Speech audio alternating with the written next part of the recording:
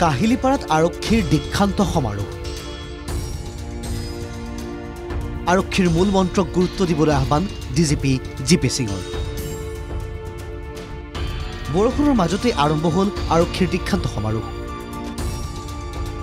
নকৈ নিযুক্তি লাভ কৰা ৩০৬ গৰাকী কনিষ্টবলৰ বাবে এই অনুষ্ঠান মঙলবাৰে আয়োজিত হয়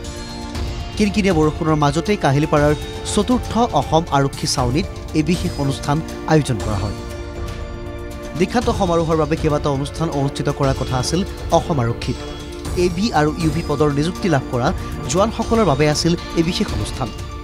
অনুষ্ঠানতে নতুনকৈ নিযুক্তি লাভ কৰা ৩০৬ গৰাকী আৰক্ষীক অভিনন্দন জ্ঞাপন কৰে আৰক্ষী সঞ্চালক প্ৰধান জ্ঞানেন্দ্ৰ প্ৰতাপ সিঙে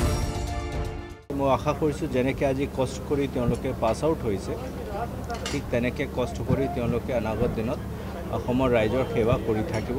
তেওঁলোকক মই মোৰ ফালৰ পৰা অসম আৰক্ষী মুখ্যালয়ৰ ফালৰ পৰা শুভেচ্ছা জনাইছোঁ ৩০৬ গৰাকী আৰক্ষী শপত গ্ৰহণ কৰাৰ পিছতে পেৰেডেৰে অভিবাদন জনাই আৰক্ষী সঞ্চালক প্ৰধানগৰাকীক ইফালে প্ৰতিগৰাকী আৰক্ষীক ৰাইজৰ হকে কাম কৰিবলৈ আহ্বান ডিজিপিৰ ৰাইজক সেৱা কৰিলে আৰক্ষীৰ প্ৰতিচ্ছবি ভাল হ'ব বুলি মন্তব্য ডিজিপিজনৰ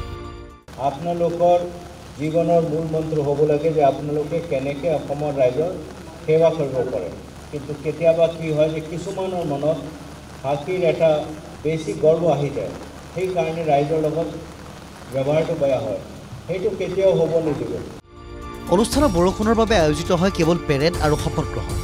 বাতিল হৈ যায় অন্য অনুষ্ঠান জনসাধাৰণৰ দুৰৱস্থা আৰু শান্তি শৃংখলা বৰ্তাই ৰখাৰ বাবে আৰক্ষীৰ মূল মন্ত্ৰক সাৰোগত কৰি চতুৰ্থ আৰক্ষী বেটেলিয়ন চৌহদত আয়োজিত হয় এই অনুষ্ঠান আৰু অসম আৰক্ষীৰ উচ্চ পদস্থ বিষয়াসকল অনুষ্ঠানত উপস্থিত থাকে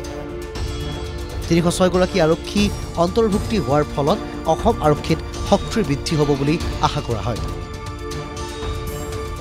এতিয়া প্ৰশ্ন হৈছে সঁচাকৈ সঞ্চালক প্ৰধানগৰাকীয়ে কোৱাৰ দৰে নিকা ভাৱমূৰ্তিৰে কাম কৰিবনে এইসকল নৱনিযুক্ত জোৱানে ভিডিঅ' জাৰ্নেলিষ্ট বঞ্জিত দাসৰ সহযোগত গুৱাহাটীৰ পৰা কল্পজিৎ শইকীয়াৰ ৰিপৰ্ট NKTV+।